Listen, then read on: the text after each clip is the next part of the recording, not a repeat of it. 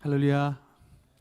오늘도 수요예배 나오신 여러분들 주님 이름으로 환영하고 축복하고 사랑합니다.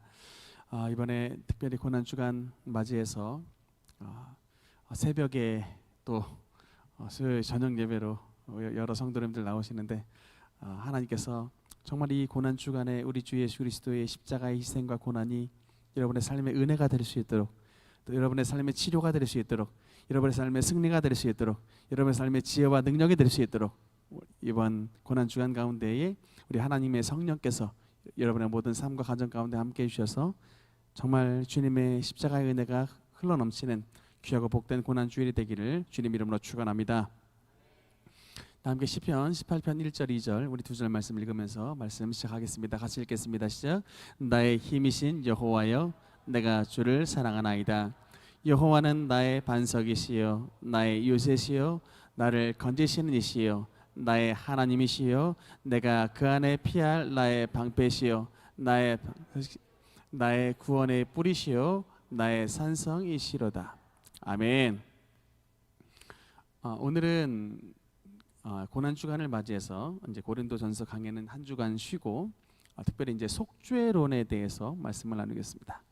여러분, 속죄론 Atonement Theory라고 하는데, 이제 적어도 우리 능력교회의 수요예배 나오시는 성도라면 좀 이제 수준 있는 좀 이제 성경의 말씀의 지경이 좀 넓어져야 되는 의미가 이제 필요할 것 같아서 여러분과 좀 이제 속죄론에 대해서 좀 나누기를 원하는데요. 사실은 이제 이렇게 뭐 이런 거 붙는 것은 조금 이제 약간 이제 공부 쪽입니다. 공부를 하는 것인데 성경을 좀 이제 여러분께서 읽으실 때 조금 성경에 대해서 좀 깊이 있게 보시기를 원하는 마음으로 여러분들과 함께 이제 속죄론에 대해서 말씀을 좀 나누겠습니다. 네, 일단 속죄론, 속죄의 뜻이 무엇이냐라고 봤을 때 여러분 한번 같이 읽어봅시다. 시작. 값을 치르고 구출해 내는 것, 이게 바로 여러분 일단 속죄의 의미입니다. 속죄가 뭘까? 우리 속죄함 주 예수 내 죄를 속했네, 우리가 막 찬양하는데 일단 그 속죄가 뭐냐? 여러분 이제 수학을 잘하려면 수학의 정의를 잘 알아야 돼요. 성경도 여러분 좀 성경을 잘 알려면 이 단어의 뜻을 좀 잘 알아야 됩니다. 정의를 알아야 됩니다. 근데 일단 이 속죄라는 말 자체가 뭐냐면 값을 치르고 누군가를 구출해 내는 것이 바로 속죄의 의미입니다. 이게 이제 이 단어가 옛날에는 굉장히 좀 많이 쓰이는 단어였습니다. 오늘날에 이게 노예제도 같은 게 없으니까 조금 생소하지만 이제 이런 막 제도가 있을 때는 참 이게 많이 쓰였는데, 예를 들면 첫 번째 예를 봅시다. 그러니까 옛날에 남에게 돈을 빌렸다가 우리 아들이 돈을 남한테 못 갚았어요. 오늘날엔 파산 신청해버리면 끝나지만 이건 이제 오늘날의 얘기고요. 옛날 같은 경우는 우리 아들내미가 뭐 사업하다가 아니면 뭐 하다가 돈을 남한테 빌렸는데 그 돈을 못 갚았다면 옛날은 그 아들은 그 집에 돈 빌려준 집에 노예로 팔려갑니다. 종으로 팔려가요.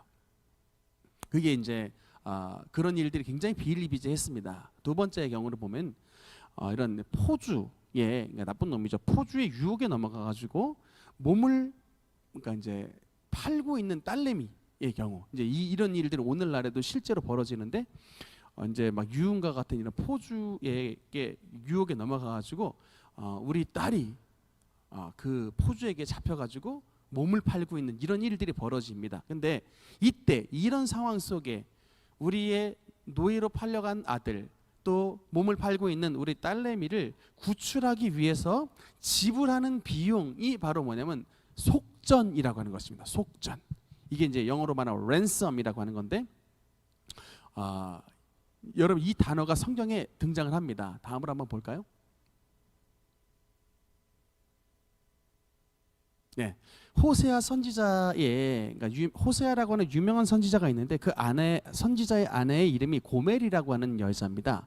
근데 이 고멜이라고 하는 이 선지자의 아내에 대해서 하나님이 명령을 하신 말씀이 있는데, 우리 호세아서 3장 1절 2절 한번 같이 읽어보겠습니다. 시작.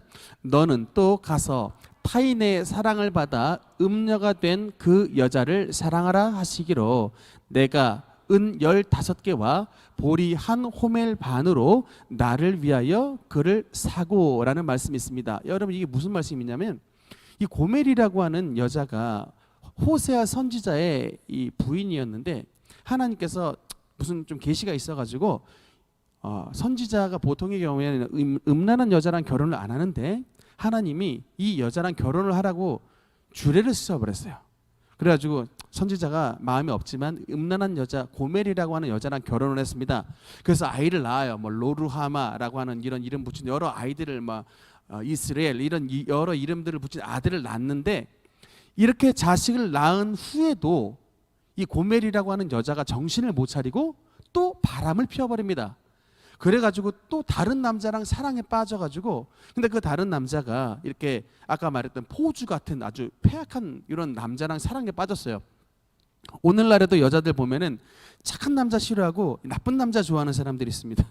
참 이게 왜 그런지는 알 수가 없는데 그런 사람들이 좀 매력적이게 보인가 봐요. 막 몸에 막 문신 막 잔뜩 새기고 제가 한 몇 달 전에 노년역에 갔다 온 적이 있었는데 노년역에 보니까 우리나라에 몇 대가 없는 람보르기니 차가 쫙 앞에 쓰더라고요. 그래서 남자들이 보통 차를 좋아합니다. 그래서 이거 못 봐던 차가 그냥 이따만한 뭐 람보르기니 차가 녹색 아주 진짜 차 크더라고요.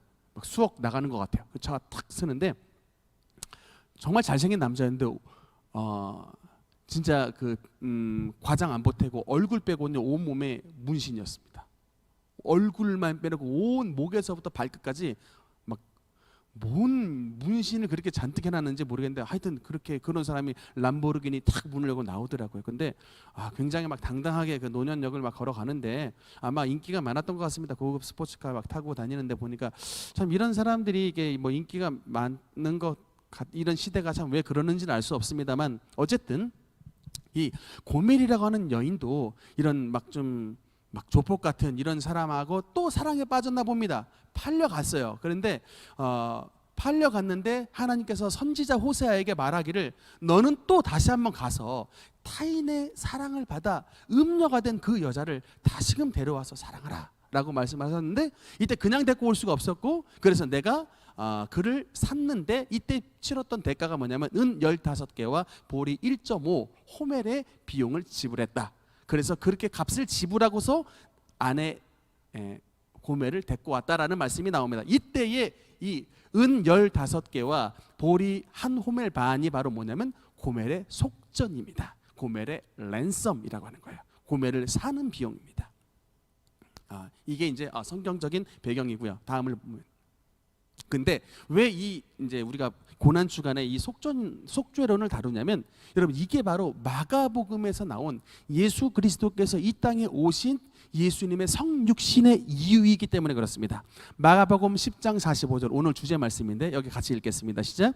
인자가 온 것은 섬김을 받으려 함이 아니라 도리어 섬기려 하고 자기 목숨을 많은 사람의 대속물로 주려 함이니라. 아멘. 많은 사람의 속전으로 주려 함이니라. 여러분 영어 성경에 보니까 as a ransom for many라고 써 있죠. 주님께서 주님의 피를 주님의 목숨을 많은 사람의 ransom 대속물로 속전 대가를 지불하기 위한 속전으로 주시기 위해 이 땅에 오셨다라고 말씀을 하고 있습니다. 그래서 이 속죄는 바로 예수 그리스도께서 이 땅에 오신 성육신의 이유이자 목적입니다. 그래서 일단 우리를 구속하시기 위해, 그러니까 여러분 이게 구속하셨다, 구원하셨다는 말은 뭐냐면 그 배경이라는 말은 뭐냐면 우리가 뭔가 위기에 처해 있는 거예요. 아까 그 딸내미가 포주의 몸을 팔듯이 또 우리의 아들이 어떤 사람에게 노예로 팔려갔듯이 우리의 상태는 뭐라는 거예요? 팔린 상태, 죄의 노예가 된 상태. 그래서 누군가가 우리를 구해줘야만이, 그것도 대가를 치르고 구해줘야만이 우리가 자유롭게 살아갈 수 있는 노예 상태고 팔려진 상태라는 것을 주님께서 말씀하시고 있는 것입니다. 다음으로 넘어가세요. 그래서 일단 속죄가 왜 필요한가라고 우리가 물어볼 수 있는데 첫 번째 보면 이게 이제 저스티스의 관점에서, 즉 공의적인 관점에서 보면은 여러분 그렇습니다. 그러니까 그냥 우리의 생각에는 그냥 팔려간 우리 아들 주인 그냥 체주에 탁 때려 패가지고 내가 힘이 더 세 그래가지고 그냥 때려 패가지고 우리 아들을 데리고 올 수 있습니다. 우리 딸내미를 감히 이 창녀집에 넘겼던 이런 악한 이 포주 내가 손 봐줘야겠다 그래가지고 때려 패서 데리고 오거나 아니면 슬쩍 머리 좀 지혜를 발휘해가지고 슬쩍 빼와 버리거나 이렇게 해버릴 수도 있을 거로 생각이 되는데 왜 이렇게 하지 않느냐라고 한다면 여러분, 그러니까 이거 일단 정의적인 관점에서 보면은요, 일단 죄에 대한 정당한 대가를 지불을 해야 됩니다. 여러분 이게 굉장히 중요한데, 아들이 돈을 빌려 갔는데 남한테 안 갚았어요. 아들이 남한테 돈을 빌려 갔는데 남한테 안 갚았는데 그 아들을 내가 그냥 그 주인을 때리고 데리고 왔다라고 하면 여러분 여기 이게 정당한 일이에요, 정당하지 않는 일이에요? 정당하지 않는 일입니다. 우리는 서로 그렇게 할 수 있다 할지라도 하나님이 그냥 우리를 어떤 정당한 대가를 지불하지 아니하고 그냥 빼와 버리면 하나님의 정의가 무너집니다. 하나님은 법의 하나님이세요. 오늘날 여러분 지금 뭐 검찰권에 대해서 굉장히 얘기 많은데, 이 법은요, 그 기초는 죄인을 죄값을 지불하게 하는 게 법의 기초입니다. 여러분, 죄를 진 나쁜 놈을 감옥에 보내지 않는다. 대한민국 사회가 어떻게 될까요? 온갖 도둑질을 해도 감옥에 보내지 않고, 온갖 폭력을 행사해도 감옥에 보내지 않고, 온갖 회사 사장들이 재벌들이 비리를 저지러도 감옥에 보내지 않는다라고 하면 대한민국의 사회가 어떻게 되겠습니까? 여러분, 우리가 검사를 무서워하는 이유가 뭐예요? 죄 지으면 죄값을 받도록 기소를 해서 감옥에 집어넣으니까 검사의 검자만 나와도 벌벌 떨잖아요. 제가 예전에 어떤 사람 만났는데 검찰청에서 잠깐 보자 그랬는데 못 들어오더라고요. 알고 보니까 옛날에 감옥소에 갔다 오셨던 분이야. 그 옛날에 트라우마가 있어가지고 법원 근처에 못 오셔서 제가 진짜 그 법원 좀 벗어나서 한참 떨어져서 만났던 적이 있는데 그만큼 무서워합니다. 예전에 감옥에 갔던 경험이 있으니까. 저와 여러분처럼 감옥에 안 갔다 오신 분들은 검찰청에서 만나요 그래도 뭐 별로 겁내지 않는데, 진짜 감옥소에 한번 가셨던 분들은 그 검찰청의 이 기억자만 봐도 이게 무릎이 떨린다고 하더라고요. 그러니까 죄를 안 짓는 분들은 상관이 없지만 어쨌든 여러분, 대한민국 사회가 유지가 되는 건 이 그래도 법의 이 근엄함이 존재하기 때문에 그렇습니다.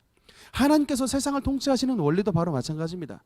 주님께서 죄인을 엄하게 벌하셔야 세상을 통치하는 이 통치의 근간이 쓰는 거예요. 마음대로 죄를 진 우리 아들이 남한테 돈을 빌렸으면 그 돈을 갚아줘야지, 갚아주지도 않고 내가 억지로 그냥 때리고 데리고 왔다, 이건 정의가 무너지는 것입니다. 그래서 죄에 대한 정당한 대가를 지불하는 게 정의구나. 여러분, 그게 바로 의예요.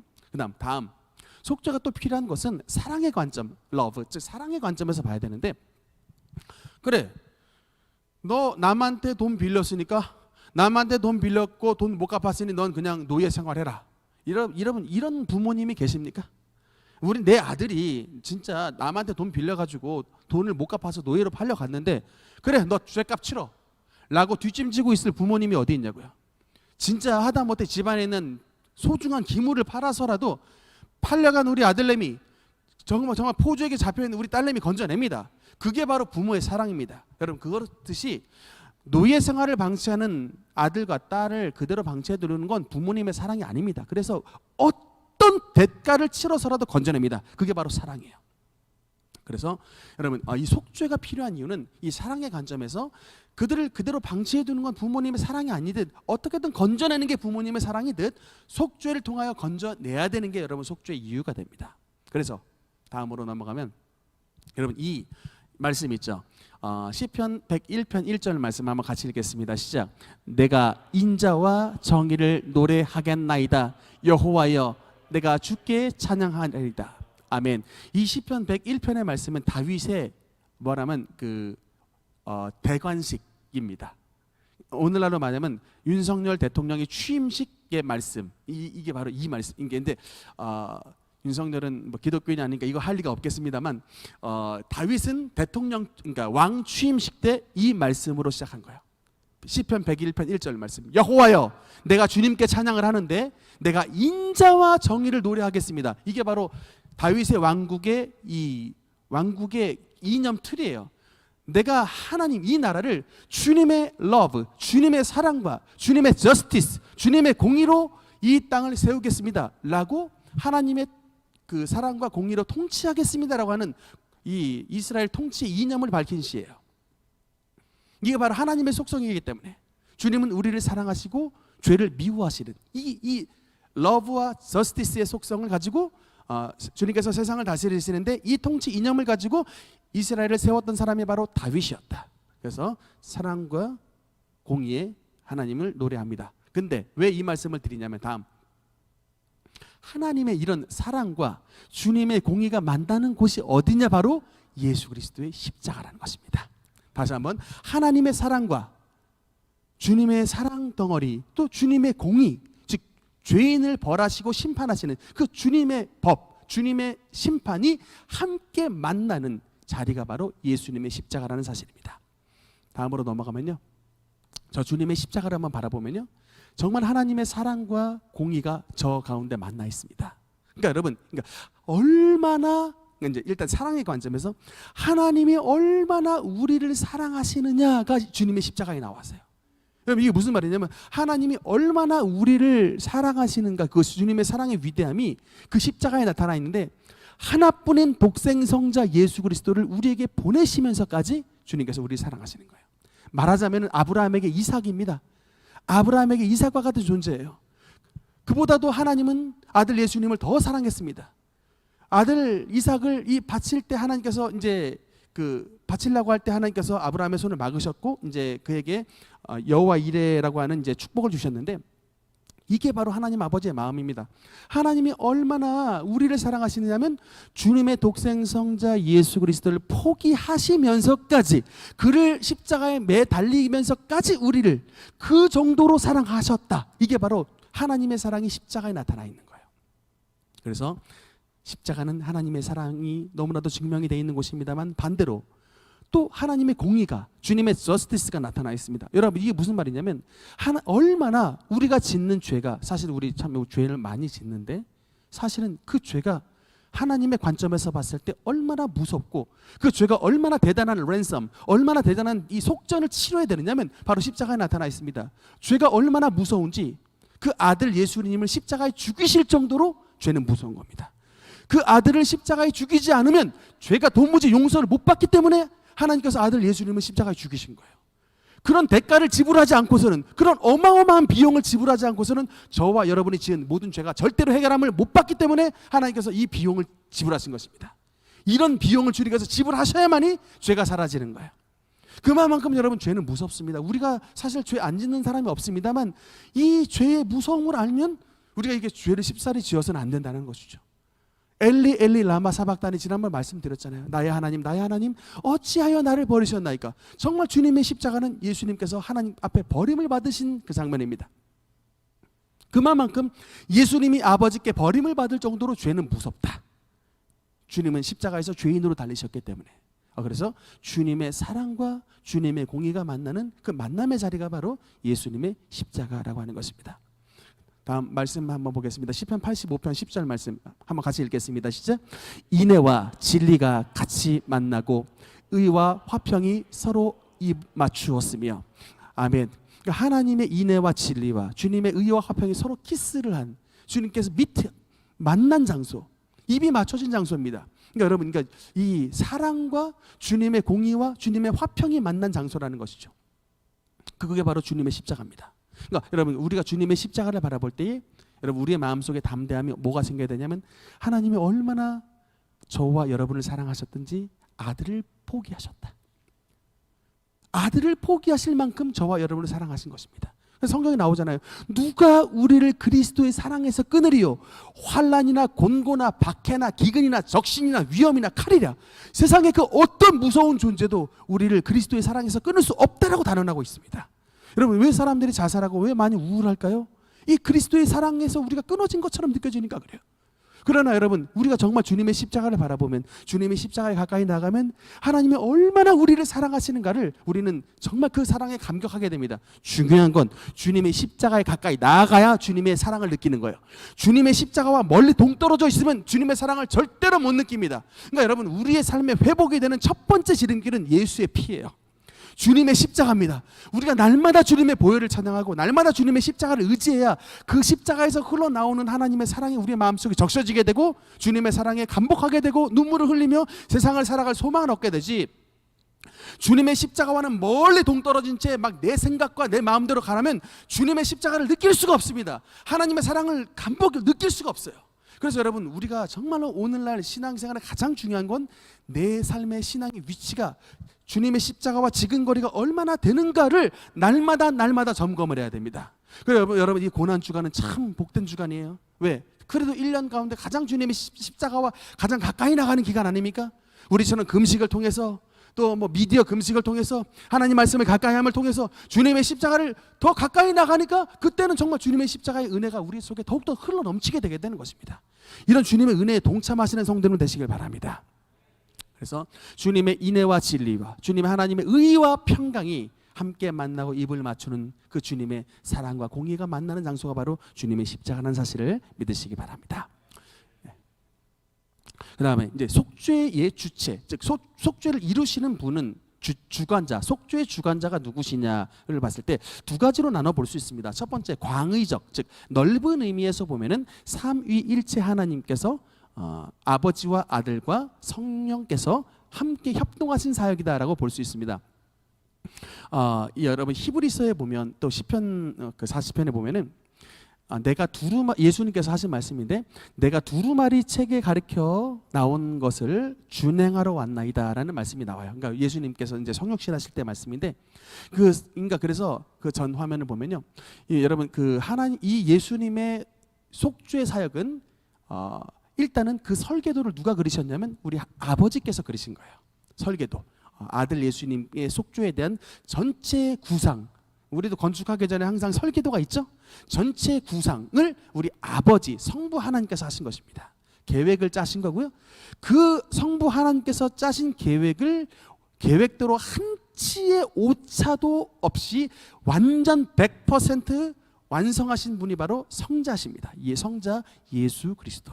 그래서 성자 예수님께서 그 아버지의 계획을 한치의 오차도 없이 성경대로 완벽하게 완성을 하셨고, 그 다음에 성령께서는 그 예수님이 이 모든 속죄의 사역을 완성하시도록 성령께서 도우시고 인도하셨습니다. 여러분, 그러니까 참 이 말씀이 있어요. 예수님께서 십자가에 달리실 때 성령께서 도우셨습니다. 여러분, 이 말씀은 혹시 아십니까? 히브리서, 다음으로 넘어가서 히브리서 9장 14절 한번 읽겠습니다. 시작. 하물며 영원하신 성령으로 말미암아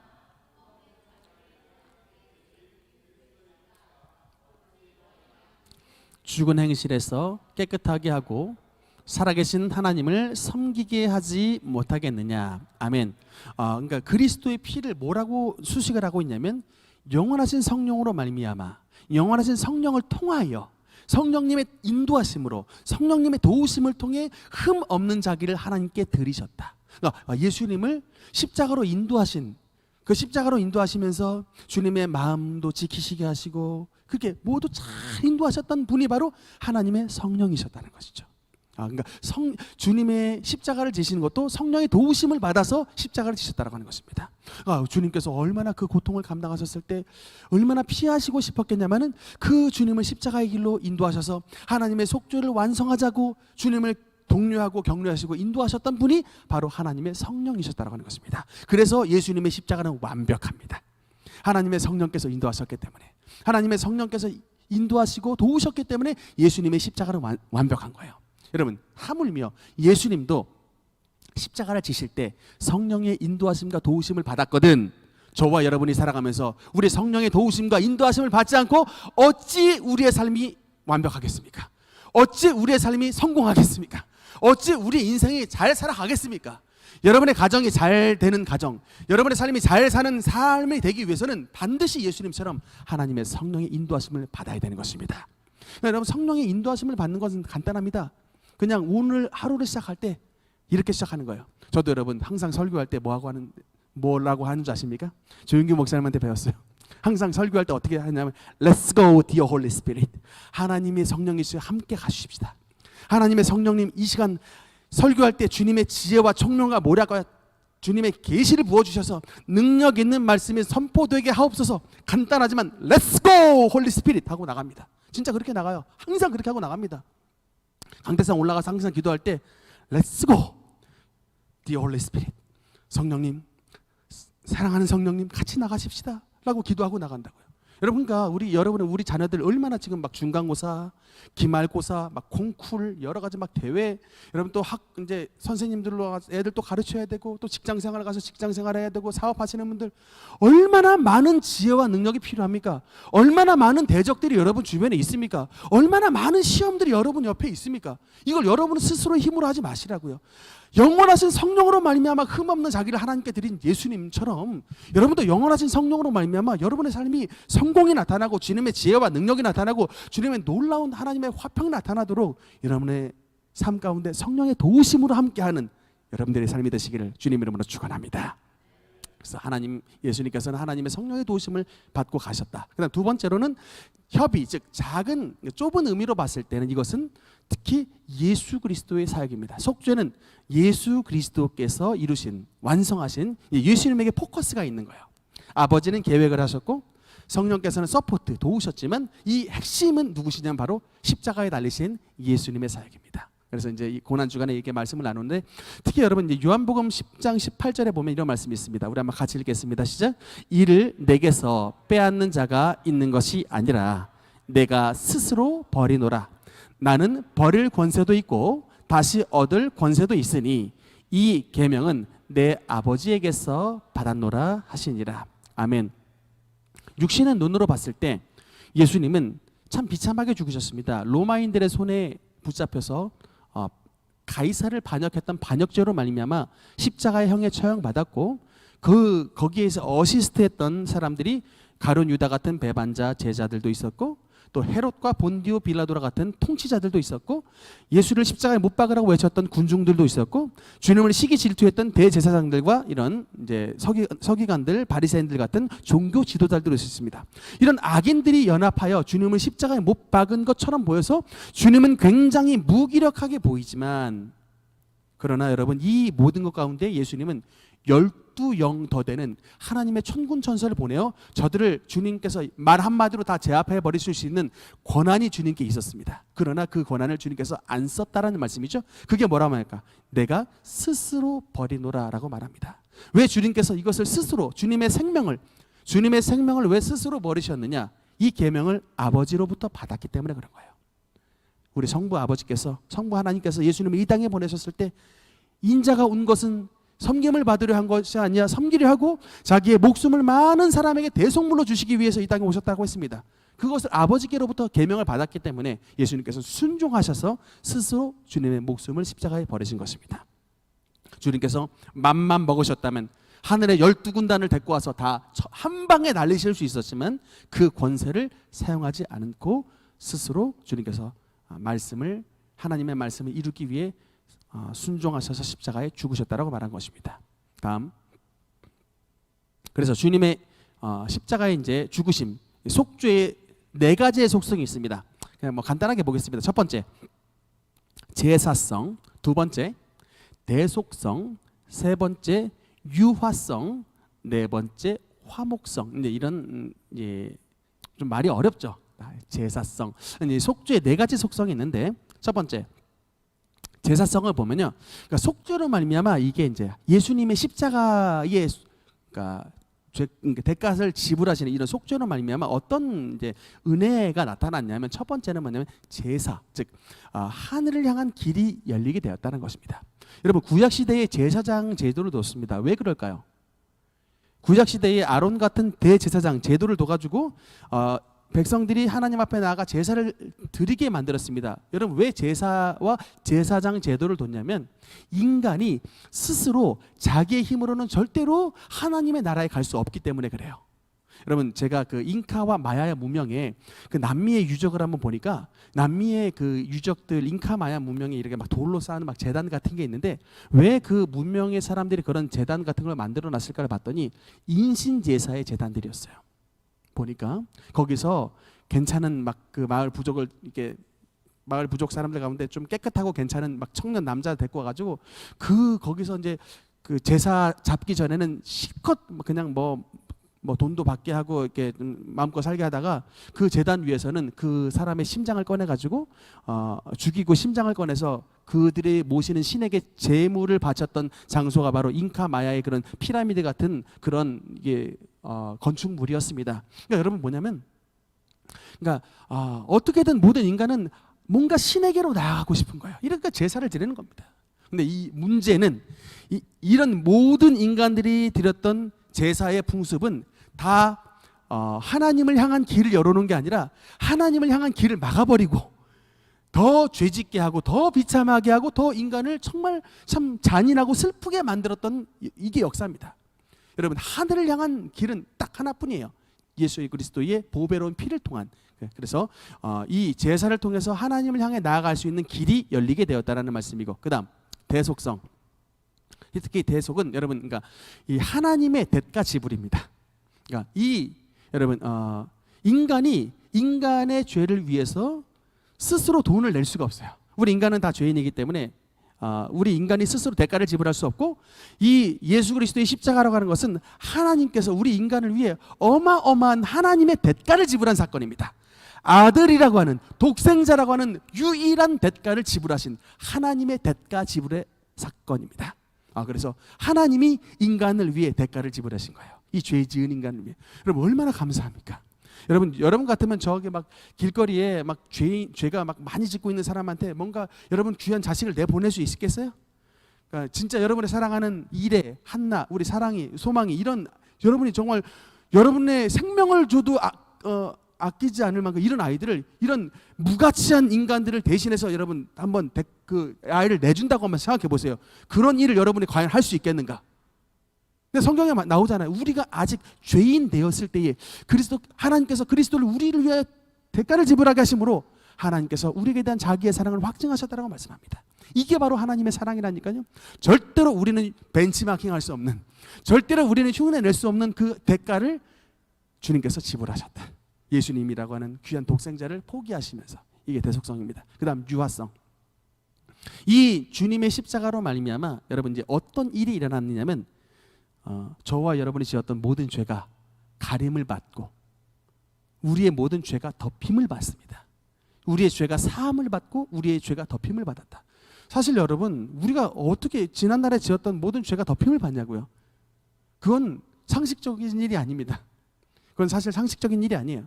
그건 참 비상식적인 일입니다. 그런데 정말 비상식적으로 예수님께서 우리를 위하여 죽으셨기 때문에 이런 비상식적인 일이 일어난 겁니다. 이런 비밀스러운, 이런 정말 기적과 같은 일이 일어난 거예요.